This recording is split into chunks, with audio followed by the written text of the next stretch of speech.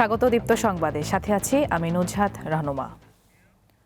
চট্টগ্রাম বন্দরে আজ আবার শুরু হয়েছে বন্দর রক্ষা পরিষদের অনির্দিষ্টকালের কর্মবিরতি।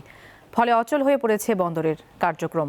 নিউমোরিং কন্টেইনার টার্মিনাল সংযুক্ত আরব আমিরাত ভিত্তিক প্রতিষ্ঠান ডিপি ওয়ার্ল্ডকে লিজ দেওয়ার সিদ্ধান্তের প্রতিবাদে এই কর্মবিরতি পালন করা হচ্ছে। শনিবার চট্টগ্রাম বন্দর রক্ষা পরিষদের নেতারা সংবাদ সম্মেলনে এই কর্মসূচি ঘোষণা করেন। এই দফায় বহির্নোঙরের কার্যক্রম বন্ধ রয়েছে। গত বৃহস্পতিবার নৌপরিবহন উপদেষ্টার আশ্বাসে শ্রমিকরা 2 দিন কর্মবিরতি স্থগিত করেন, কিন্তু দাবি বাস্তবায়নে উদ্যোগ না নেয় আবারও অনির্দিষ্টকাল কাজ বন্ধ রাখার ডাক দেন তারা। চট্টগ্রাম বন্দরের নিউমোরিং কন্টেইনার টার্মিনাল ডিপি ওয়ার্ল্ডকে লিজ দেওয়ার প্রতিবাদে 31 জানুয়ারি থেকে কর্মবিরতি পালন করছে সংগঠনটি।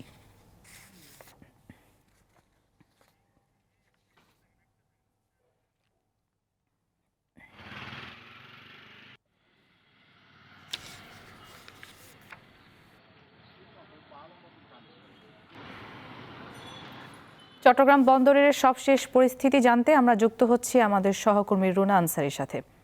রুনা, বন্দরে এখন কি অবস্থা বিরাজ করছে জানাবেন, এবং আন্দোলনকারী ও ব্যবসায়ীরা কি বলছেন, কিছু কি জানতে পেরেছেন? নুজহাত, বন্দরের অবস্থা এখন আপনি জানেন, গত দুদিন যেহেতু কর্মবিরতির দুদিন শিথিল ছিল, গত দুদিন কিছুটা কন্টেনার ডেলিভারি হয়েছে। তার মধ্যে গতকাল ডেলিভারি হয়েছে প্রায় 4200 মতো, এবং গত পরশুদিন ডেলিভারি হয়েছে 2000-এর বেশি। এছাড়া এই মুহূর্তে চট্টগ্রাম বন্দরে 41,000-এর বেশি কন্টেনার কিন্তু ডেলিভারির জন্য আটকে আছে, এবং এখানকার ধারণ ক্ষমতা রয়েছে 59,000। তাহলে বলতে গেলে যদি আজকে বা কালকের মধ্যে এই ধর্মঘট যদি প্রত্যাহার করা না হয় বা স্থগিত না হয়, তাহলে ধারণ ক্ষমতার বাইরে কন্টেনার হয়ে যাবে। এছাড়া আমরা শ্রমিক যারা আন্দোলনরত শ্রমিকরা রয়েছেন তাদের সাথে কথা বলেছি। তারা আমাদের কাছে দাবি করেছেন তাদের 6 জন সদস্যকে পুলিশ আটক করেছে। তবে এই বিষয়টির সত্যতা আমরা এখনো পর্যন্ত পাইনি।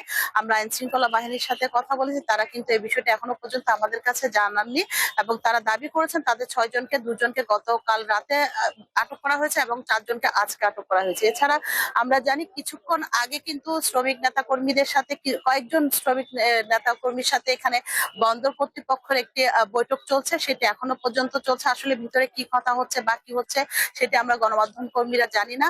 আর একটি বিষয় সেটি হচ্ছে, বন্দরে এ পর্যন্ত 10টি জাহাজ কিন্তু বন্দরের ভেতরে অপেক্ষা করছে পণ্য খালাসের জন্য, এবং 5টি জাহাজ বন্দরে বহির্নোঙরে রয়েছে। এছাড়া মাদার ভেসেল রয়েছে 80টি। তাহলে বোঝা যাচ্ছে যদি এই ধর্মঘট যদি অতি শীঘ্রই প্রত্যাহার করা না হয়, তাহলে বন্দরের যে কন্টেনার জট এবং জাহাজের যে জট সেটি ভয়াবহ আকার ধারণ করবে, যেহেতু রপ্তানি পণ্য যেগুলো আটকে আছে এবং আমদানি পণ্যগুলো কিন্তু ডেলিভারির জন্য আটকে আছে। সব মিলিয়ে বন্দর পুরো স্থবির হয়ে আছে।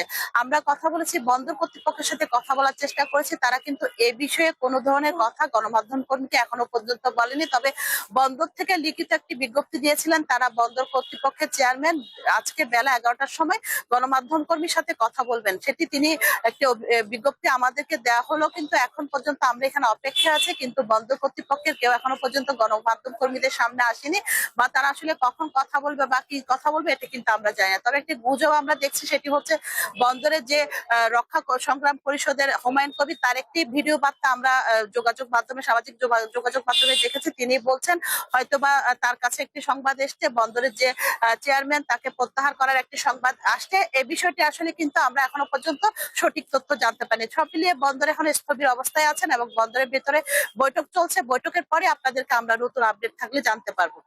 নুজহাত। জি, চট্টগ্রাম থেকে বন্দরের খবরাখবর জানাচ্ছিলেন সহকর্মী রুনা আনসারী।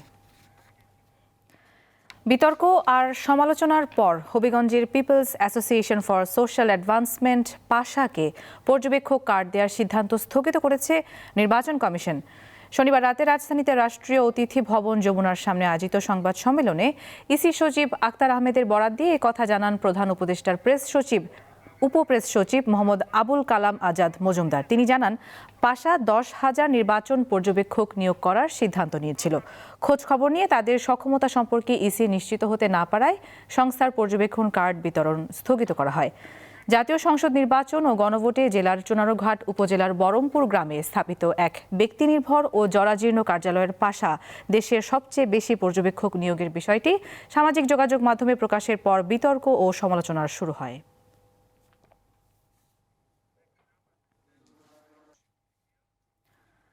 54 বছরে শাসক পরিবর্তন হয়েছে, কিন্তু দেশের জনগণের ভাগ্যের পরিবর্তন হয়নি বলে জানিয়েছেন জামাতে ইসলামীর আমির ডাক্তার শফিকুর রহমান।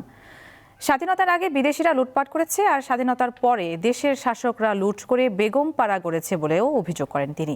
24-এর গণঅভ্যুত্থানের পরও যারা দেশের মানুষের আকাঙ্ক্ষার প্রতি সম্মান জানাতে পারে না, নির্বাচনে জনগণ তাদের গ্রহণ করবে না বলে উল্লেখ করেন জামাতের আমির। সকালে রাজধানীর বাড্ডায় নির্বাচনী সমাবেশে অংশ নিয়ে তিনি এসব কথা বলেন।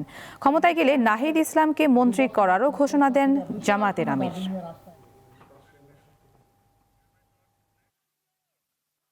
5 আগস্টের অসম্পূর্ণ কাজ সম্পন্ন করার দিন হচ্ছে আগামী 12 তারিখ।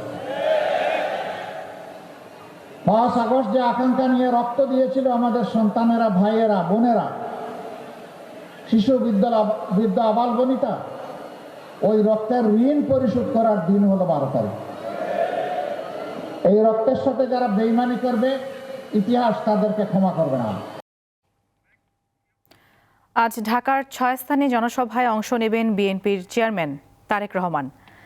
ঢাকা 17 আসনে নিজ নির্বাচনী এলাকা ইসিবি চত্বরে বেলা 2টায় প্রথম জনসভায় বক্তব্য দেবেন তিনি। এরপর ঢাকা 16 আসনে পল্লবী 2 নম্বর ওয়ার্ডের লাল মাঠে 2টা 40 মিনিটে, ঢাকা 15 আসনে মিরপুর 10 গোল চত্বর সংলগ্ন সেনপাড়া আদর্শ সরকারি উচ্চ বিদ্যালয়ে 3টা 30 মিনিটে বক্তব্য রাখার কথা রয়েছে তারেক রহমানের। সেখান থেকে তিনি যাবেন ঢাকা 14 আসনে ন্যাশনাল বাংলা উচ্চ বিদ্যালয় গেটে। বিকেল 4টা 20 মিনিটে সেখানে বক্তব্য রাখবেন তিনি। এছাড়া ঢাকা 13 আসনে শ্যামলী সিনেমা হলের পশ্চিম পাশে শ্যামলী ক্লাব মাঠে 5টা 10 মিনিটে এবং ঢাকা 11 আসনে বাড্ডার সাতারকুলের সানভ্যালি মাঠে সন্ধ্যা 6টায় জনসভায় বক্তব্য রাখবেন তারেক রহমান। এছাড়া আগামীকাল ঢাকা মহানগর দক্ষিণের 7টি সহ মোট 8টি নির্বাচনী জনসভায় যোগ দেবেন তারেক রহমান।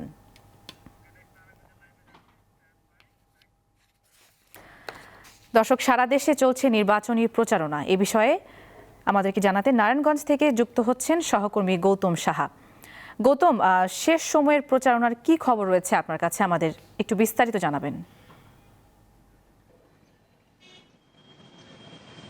একেবারে অল্প সময় রয়েছে নির্বাচনী প্রচারণার সময়, তাই নির্বাচনের যারা প্রার্থীরা রয়েছেন ছুটে চলেছেন নারায়ণগঞ্জের এই প্রান্ত থেকে ও প্রান্তে, ভোট চাচ্ছেন ভোটারদের, তাদের যে প্রতিশ্রুতি রয়েছেন দিচ্ছেন নানা প্রতিশ্রুতি। তবে ভোটাররা যে বিষয়টি জানাচ্ছেন, তাদের যে দাবি রয়েছে, নারায়ণগঞ্জের প্রধান সমস্যা যানজট, যে যানজটের কারণে অতিষ্ঠ হয়ে গেছে নারায়ণগঞ্জবাসী, সেই সাথে যে স্বাস্থ্য খাতের একটি উন্নত মানের যে চিকিৎসা কেন্দ্র নেই নারায়ণগঞ্জে, সেই সাথে শিক্ষা খাতের যে উন্নয়ন, সেই দাবিগুলি কিন্তু জানাচ্ছেন ভোটাররা তাদের প্রার্থীদের কাছে। প্রার্থীরাও দিচ্ছেন নানা প্রতিশ্রুতি। আমরা যে বিষয়টি জেনেছি, নারায়ণগঞ্জে এবার 5টি আসনে 47 জন প্রার্থী কিন্তু প্রতিদ্বন্দ্বিতা করছে এবং জামাত 11 দলীয় সমর্থিত সহ বিভিন্ন রাজনৈতিক দলের নেতৃবৃন্দ।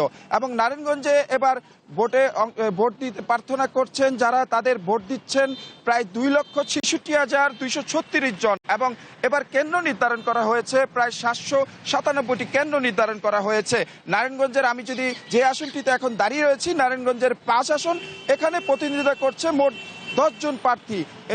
বিএনপির যিনি রয়েছেন আবুল কালাম, তার সাথে মূল হেভিয়েট প্রতিনিধিত্ব করছেন জামাতসহ 11 দল যিনি রয়েছেন খেলাবাজ মজলিসের এবিএম সিরাজুল ইসলাম, দেয়ালগলি মার্কায় তিনি কিন্তু এখানে প্রতিনিধিত্ব করছেন। তার সাথে আরো যারা রয়েছেন তারাও প্রতিনিধিত্ব করছেন। সেই সাথে আমরা যদি একটু ভোটের চিত্র জানাতে চাই প্রার্থীদের, এবার যে বিষয়টি হয়েছে নারায়ণগঞ্জে এই আসনটি ছাড়া প্রত্যেকটি আসনে কিন্তু বিএনপি হেভিয়েট প্রার্থী, যারা বিদ্রোহী প্রার্থী রয়েছে, তারা স্বতন্ত্র হিসেবে দাঁড়িয়েছে।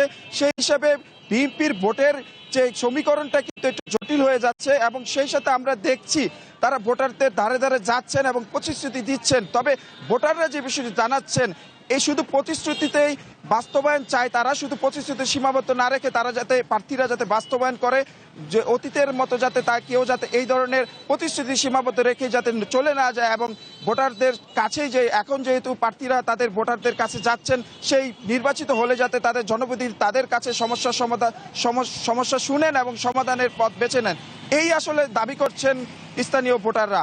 এই ছিল আসলে নির্বাচনী প্রচারণার এখন পর্যন্ত আমার কাছে সর্বশেষ। ধন্যবাদ। দর্শক, নারায়ণগঞ্জ থেকে যুক্ত ছিলেন সহকর্মী গৌতম সাহা।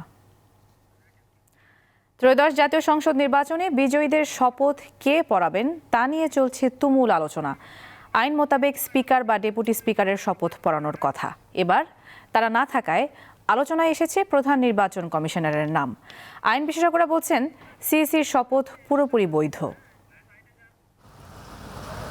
24 জুলাই গণ অভ্যুত্থানের পর দ্বাদশ জাতীয় সংসদের সকল কার্যক্রম বন্ধ রয়েছে। সংবিধান অনুযায়ী স্পিকার ও তার অনুপস্থিতিতে ডেপুটি স্পিকার নবনির্বাচিত সংসদ সদস্যদের শপথ পড়ান, কিন্তু এবার সে সুযোগ নেই। তাই বিকল্প হিসেবে আসছে প্রধান নির্বাচন কমিশনারের নাম। গত বছরের 2 সেপ্টেম্বর অভ্যুত্থানের পর শিরিন শারমিন চৌধুরী স্পিকার পদ থেকে পদত্যাগ করেন। ডেপুটি স্পিকার শামসুল হক টুকু পদত্যাগ না করলেও তিনি বর্তমানে কারাগারে রয়েছেন। আইন বিশেষজ্ঞরা বলছেন, স্পিকার অনুপস্থিত থাকলে সিইসির মাধ্যমে শপথ নেওয়া এবং এটি রাষ্ট্র পরিচালনার ধারাবাহিকতা ও সাংবিধানিক কাঠামোর মধ্যেই পড়ে। আমাদের সংবিধানে স্পষ্ট বলেছে যে স্পিকার পড়াবেন, স্পিকার না থাকলে ডেপুটি স্পিকার পড়াবেন। এটি আমাদের সংবিধানের মূল স্পিরিট ছিল, সংবিধানের এই বাধ্যবাধকতা ছিল। এটি অ্যামেন্ডমেন্ট হয়েছে, এটা 4th অ্যামেন্ডমেন্টের মাধ্যমে ওখানে বলা আছে যে যদি 3 দিনের ভিতর কাউকে যদি পাওয়া না যায় তাহলে চিফ ইলেকশন কমিশনার মহোদয় উনি পড়াবেন, এটা সন্নিবেশিত আছে। তবে তিনি সতর্ক করেন, শপথ গ্রহণ বিলম্ব হলে সংসদের বৈধতা ও কার্যক্রম শুরু নিয়ে আইনি জটিলতা তৈরি হওয়ার আশঙ্কা থাকে। ভবিষ্যতে আইনি জটিলতা হতে পারে যদি ধরেন না এখন যে স্পিরিটে আছে, যদি টোটালি যদি আমরা বলি বাংলা ভাষায় গণেশ যদি উল্টে যায়, অর্থাৎ এই বন্দোবস্তের যদি উল্টে একটা বন্দোবস্ত আছে, তাহলে এগুলাকে বলবে যে না সবগুলোর আইনের ব্যত্যয় ঘটেছে, সংবিধানের ব্যত্যয় ঘটছে, সংবিধানের 7 ক খ আবার ইনফোর্স হবে, তখন যারা এগুলোর ব্যত্যয় ঘটছে তাদের ফাঁসির আসামি করা হবে। আমাদের দেশে তাই হয়ে আসছে, অর্থাৎ রেজিম চেঞ্জের সাথে সাথে আমাদের অনেক কিছুর পরিবর্তন হয়। তো এটা আমরা প্রত্যক্ষ করে আসছি। তো সুতরাং ভবিষ্যতে কী হবে না হবে ওইটা নিয়ে এখনই ভাবনার কোনো সুযোগ নেই, কারণ এখন বর্তমান ক্রাইসিসটাকে আপনি মিট আপ করতে হবে। স্পিকার ও ডেপুটি স্পিকারের পদ কার্যত শূন্য থাকায় সংবিধানের বিশেষ ধারা অনুযায়ী সিইসির শপথ পড়ানোর দায়িত্ব এবার ব্যতিক্রম হিসেবে দেখছেন তিনি। আগামী 12 ফেব্রুয়ারি ত্রয়োদশ জাতীয় সংসদ নির্বাচন। ভোটের ফলাফলের পর নবনির্বাচিত সদস্যদের শপথের মাধ্যমেই হবে সরকার গঠন প্রক্রিয়া। শুরু হবে রাষ্ট্র পরিচালনার নতুন এক অধ্যায়। মাহিদুর রহমান, দীপ্ত সংবাদ, ঢাকা। জাতীয় সংসদ নির্বাচনের ইশতেহার পর্যালোচনার বিষয়ে বাংলাদেশ ইনস্টিটিউট অফ প্ল্যানার্স বিআইপির সংবাদ সম্মেলন চলছে বাংলা মোটরের প্ল্যানার্স ভবনে। সেখানে রয়েছেন সহকর্মী হেদায়েত সীমান্ত। দর্শক, আমরা সরাসরি চলে যাচ্ছি সেখানে।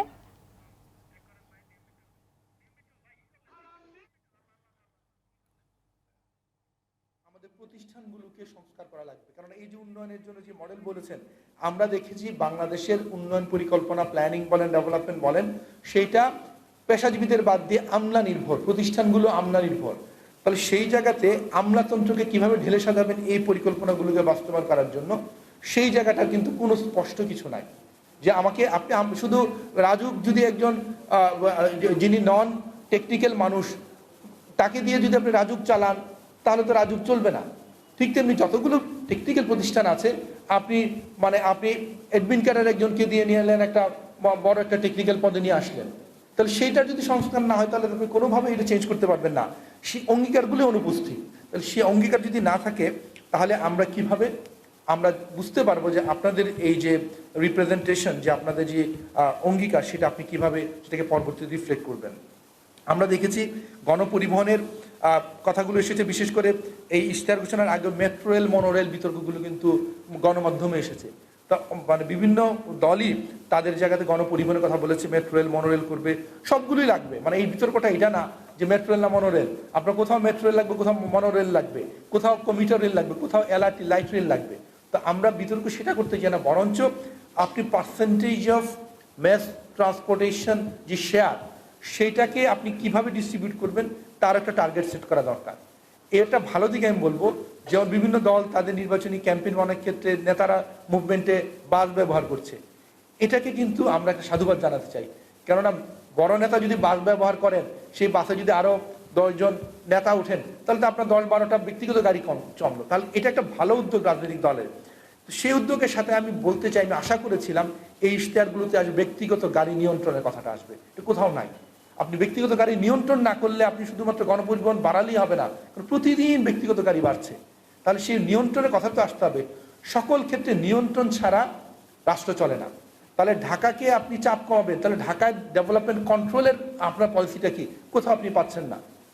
স্যাটেলাইট সিটি করলেই কিন্তু ঢাকা থেকে মানুষ চলে যায় না। তো ঢাকাকে নিয়ম, ঢাকা ডেভেলপমেন্ট কন্ট্রোল ম্যানেজমেন্টের সুস্পষ্ট পলিসি, যেটা সাম্প্রতিক সময় আমরা দেখেছি ড্যাপের যেই নিয়ম কানুন চেঞ্জ করছে, কারা চেঞ্জ করছে? এই বিভিন্ন ব্যবসায়ীরা। সেই ব্যবসায়ীরা গিয়ে তারা কি করছে? আইন পলিসি চেঞ্জ করছে। এবং আপনি দেখবেন এইবার যারা মনোনয়ন পেয়েছে প্রথাগতভাবে তাদের অধিকাংশ ব্যবসায়ী, এবং একটা বড় দল বিএনপির দেখছি যে 2/3 ব্যবসায়ী, জামাতেরও আছে 1/3 বা তার কাছাকাছি একটা ব্যবসায়ী আছে। তো আপনি 2/3 ব্যবসায়ী দিয়ে যে পার্লামেন্ট আসবে, সেই পার্লামেন্ট দিয়ে জনকল্যাণমুখী দেশ তৈরি করবেন, এটা হয় না, হয়নি আগে। কেননা ব্যবসার ধর্ম হচ্ছে প্রফিট ম্যাক্সিমাইজেশন। সে দেশ বোঝে না, সে বোঝে তার ব্যবসাটাকে প্রফিটটা ম্যাক্সিমাইজ করতে হবে। তাহলে এই যে দলগুলো, তাদের মধ্যে ঋণ খেলাপি যারা আছে, ঋণ খেলাপি নিয়ে আপনি কিভাবে তাদের সংসদে এনে আপনি কিভাবে দেশ বদলাবেন? তাহলে এই যে ব্যবসায়ীরাই এখন কি হচ্ছে? আমাদের আইন প্রণয়ন করছে। তাহলে এই যে আপনি মানে গ্যাসের বাংলাদেশে যারা কারা গ্যাস ব্যবসা করে, তারাই আবার দেখবেন যে গ্যাস নিয়ে আইন তৈরি করে, সিএনজি এলপিজির আইন তৈরি করে। যারা রিয়েল এস্টেটের ব্যবসায়ী তারাই আইন তৈরি করছে, তারা এখন সংসদে যাচ্ছে। তাহলে এই যে দ্বিচারিতাগুলো এখনো কি অনেক দলের মধ্যে আমরা দেখছি, যারা প্রার্থী তাদেরকে আপনি সুস্পষ্ট বলতে পারবেন সে নদী দখলকারী, তাহলে আপনি বলছেন নদী দখলকারীদের বিরুদ্ধে ব্যবস্থা নেবেন। তাহলে এই প্রার্থীরা কিভাবে আপনার দলে আসলো? তাহলে এই জায়গাগুলো নিয়ে কিন্তু জনগণের কাছে তারা কিন্তু ওই অর্থে তারা আসে না। তারা মানে ভাবছে যে বাংলাদেশ সেই আগের জায়গায় আছে। কারণ আমরা একটা মৌলিক পরিবর্তন চেয়েছিলাম, বিশেষ করে প্রার্থী সিলেকশনে, কিন্তু সেই সিলেকশনে অনেক ক্ষেত্রেই দেখা যাচ্ছে যে তারা তাদের সেই সিলেকশনে সেই ধরনের মেসেজগুলো দিতে পারেনি। যে যারা ঋণ খেলাপি, ঠিক আছে আপনি 5 বছর পরে মনোনয়ন নিয়ে আসেন, এর মাঝখানে ঋণ খেলাপিটা আপনি চেঞ্জ করেন, আপনার স্ট্যাটাস চেঞ্জ করেন, তাহলে সেটা কেন হলো না? তাহলে দর্শক, বিআইপির সভাপতি অধ্যাপক ডক্টর আদিল মোহাম্মদ খান বক্তব্য রাখছিলেন, আমরা সরাসরি যুক্ত ছিলাম সেখানে। দর্শক, আমরা আবারও একটু নির্বাচনী প্রচারণার খবর জানতে চাই। এবার সরাসরি চলে যাচ্ছে রাজশাহীতে, সেখান থেকে যুক্ত রয়েছেন আমাদের সহকর্মী ইউসুফ আদনান। আদনান, নির্বাচনী প্রচারণা কেমন দেখতে পাচ্ছেন এবং শেষ সময়ে এসে প্রার্থীরা কি বলছেন? হ্যাঁ নুসরাত, জমে উঠেছে এবং প্রার্থীরা ব্যস্ত সময় পাস করছে। আগামীকাল এবং পরশু দিন রাত 10-12টায় শেষ হচ্ছে প্রচারণা। সেক্ষেত্রে পরশু দিনের মধ্যে যত প্রচারণা করার দরকার প্রার্থীরা সেগুলো করছে। এই মুহূর্তে আমি রয়েছে রাজশাহী মহানগরীর লক্ষ্মীপুর এলাকায়, এবং লক্ষ্মীপুর এলাকায় আমরা দেখতে পাচ্ছি যে এখানে গণসংযোগ চালাচ্ছে বিএনপির মনোনীত প্রার্থী মিজানুর রহমান মিনু। ধানের শীষে প্রচারণা চালাচ্ছেন তার প্রার্থীরা, এবং আমরা দেখেছি যে মিজানুর রহমান মিনু আজ বেলা 11টায় রাজশাহী মহানগরীর ডিঙ্গাডোবা, লক্ষ্মীপুর সহ মহানগরী ওয়ার্ডের যে সকল জায়গা আছে সেই সকল জায়গাতে প্রচারণা চালিয়েছেন। এবং তারা লক্ষ্মীপুর মোড় থেকে মহানগরীর সাহেব বাজার, তালাইমারি হয়ে আবার পুনরায় ঘুরে ডিঙ্গাডোবা মোড়ে এসে শেষ করে। এছাড়াও আমরা দেখেছি যে রাজশাহীর জামাতের মনোনীত প্রার্থী ডক্টর মোহাম্মদ জাহাঙ্গীর মহানগরীর 17 নম্বর ওয়ার্ডে প্রচারণা চালাচ্ছেন, এবং এই 17 নম্বর ওয়ার্ডের স্টেডিয়াম মার্কেট সহ এর পাড়া মহল্লায় গিয়ে তিনি দাঁড়িপাল্লায় ভোট চাচ্ছেন। এছাড়াও যারা স্বতন্ত্র প্রার্থী রয়েছে রাজশাহীর স্বতন্ত্র প্রার্থীগুলাও আমরা দেখেছি যে তাদের পক্ষে ভোট চাচ্ছেন এবং উন্নয়নের বিভিন্ন প্রতিশ্রুতি দিচ্ছেন। নুসরাত, একটা কথা যদি বলি যে একেবারে প্রচারণা রাজশাহীতে শেষ মুহূর্তে এসে জমে উঠেছে, এবং প্রার্থীরা সকাল থেকে রাত পর্যন্ত ভোটারদের দ্বারে যাচ্ছেন এবং ভোটারদের কাছে ভোট প্রত্যাশা করছেন, এবং বিভিন্ন রকমের প্রত্যাশার কথা বলছে। এখন এই প্রচারণা মহানগরী লক্ষ্মীপুর থেকে সাহেব বাজারে গিয়ে তালাইমারি যে জমায়েত হবে, এবং সেখানে বিএনপির প্রার্থী মিজানুর রহমান মিনু এসে বক্তব্য রাখবেন বিএনপির প্রার্থী। আসলে এই ছিল আমার কাছে রাজশাহীর প্রচারণা থেকে সর্বশেষ খবর। সরাসরি যুক্ত ছিলেন সহকর্মী ইউসুফ আদনান।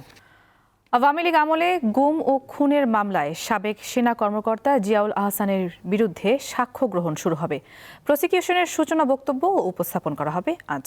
ট্রাইব্যুনাল 1-এর চেয়ারম্যান বিচারপতি মোহাম্মদ গোলাম মুর্তজা মজুমদারের নেতৃত্বাধীন 3 সদস্যের বেঞ্চ সাক্ষ্য গ্রহণ করবে। শুনানির শুরুতেই প্রসিকিউশন মামলার প্রেক্ষাপট তুলে ধরে সূচনা বক্তব্য দেবেন। এরপর এই 1 নম্বর সাক্ষীর জবানবন্দি গ্রহণ করা হবে। এই মামলায় সাবেক সেনাপ্রধান জেনারেল ইকবাল করিম ভূঁইয়ার সাক্ষ্য দেওয়ার কথা রয়েছে। তিনি সকালে ট্রাইব্যুনালে পৌঁছান। গত 14 জানুয়ারি জিয়াউল আহসানের বিরুদ্ধে মানবতাবিরোধী অপরাধের 3টি সুনির্দিষ্ট অভিযোগে বিচার শুরুর আদেশ দেয় ট্রাইব্যুনাল।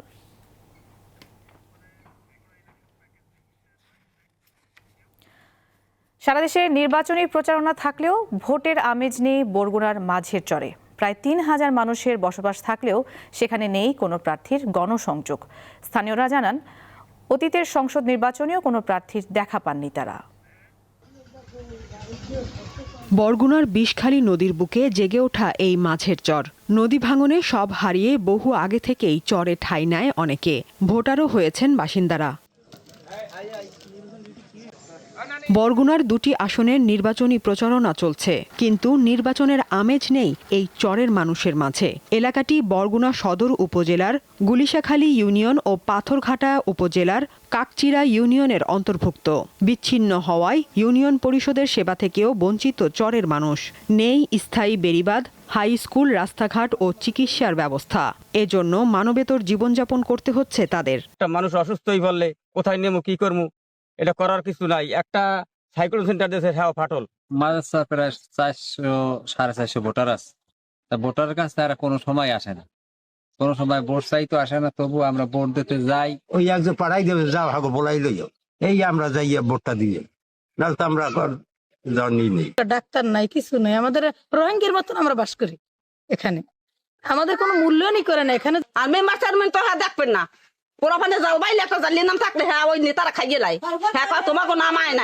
অবশ্য এখানকার বাসিন্দাদের ধরা মাছ ও উৎপাদিত সবজি জেলার চাহিদা মেটাচ্ছে। চরবাসীর নাগরিক সমস্যা সমাধানের দাবি সচেতন মহলের। দুটো উপজেলার কয়েক হাজার মানুষ সেখানে বসবাস করছে। মৌলিক অধিকার তারা বঞ্চিত হচ্ছে, একই সাথে ভোটের অধিকার থেকেও তারা বঞ্চিত হতে যাচ্ছে এবং জনপ্রতিনিধিরা যারা তাদের সেবা করবে, তাদের সুখ দুঃখের কথা শুনবে, তারা কেউই তাদের কাছে যাচ্ছে না। আসলে তারা দেশের নাগরিক, তারা জনগণ, তাদের কাছে যাওয়া উচিত এবং তাদের কাছে ভোট প্রার্থনা করা প্রার্থীদের উচিত এবং সাথে সাথে তাদের কাছে যারা কন্টেস্টিং ক্যান্ডিডেট তাদের একটা কমিটমেন্ট থাকা উচিত যে তারা নির্বাচিত হলে অন্তত সেই আইসোলেটেড এরিয়ার জন্য যাদের সরকারের পক্ষ থেকে গুরুত্বপূর্ণ পদক্ষেপ গ্রহণ করা হয়। বরগুনা 1 আসনে 4 জন এবং বরগুনা 2 আসনে 9 জন প্রার্থী প্রতিদ্বন্দ্বিতা করছেন। এদের কেউই খোঁজ নেননি চরবাসীর। সাদিয়া চৌধুরী, দীপ্ত, বার্তা কক্ষ। আন্তর্জাতিক প্রসঙ্গ। আফগানিস্তানের উত্তর পূর্বাঞ্চলে যাত্রীবাহী মিনিবাস খাদে পড়ে অন্তত 15 জন নিহত হয়েছেন। নিহতদের মধ্যে 6 জনই শিশু। স্থানীয় সময় শনিবার দেশটির বাদাখশান প্রদেশে এই দুর্ঘটনা ঘটে বলে জানিয়েছে পুলিশ। প্রাদেশিক পুলিশের একজন মুখপাত্র জানান, বাদাখশান প্রদেশের একটি সড়ক দিয়ে রাজধানী ফাইজাবাদের দিকে যাওয়ার সময় মিনিবাসটি নিয়ন্ত্রণ হারিয়ে রাস্তা থেকে ছিটকে পাশের খাদে পড়ে যায়।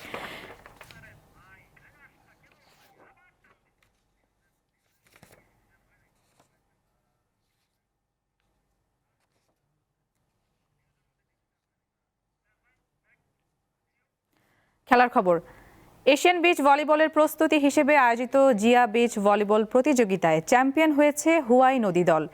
রানার্স আপ হয়েছে জাদুকাটা নদী দল। হবিগঞ্জের চুনারুঘাটের চণ্ডীছড়া চা বাগানের বালিয়াড়িতে অনুষ্ঠিত বিচ ভলিবল প্রতিযোগিতার ফাইনালে হুয়াই নদী দল 3-1 সেটে হারিয়েছে জাদুকাটা নদী দলকে।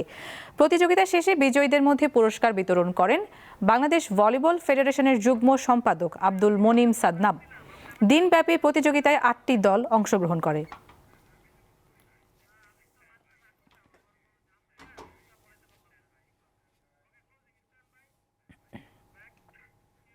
দর্শক, এই ছিল এখনকার মতো। পরের সংবাদ দুপুর 2টায় দেখার আমন্ত্রণ। এছাড়া আরও তথ্যের জন্য চোখ রাখুন দীপ্তর ডিজিটাল প্ল্যাটফর্মগুলোতে। ধন্যবাদ সবাইকে।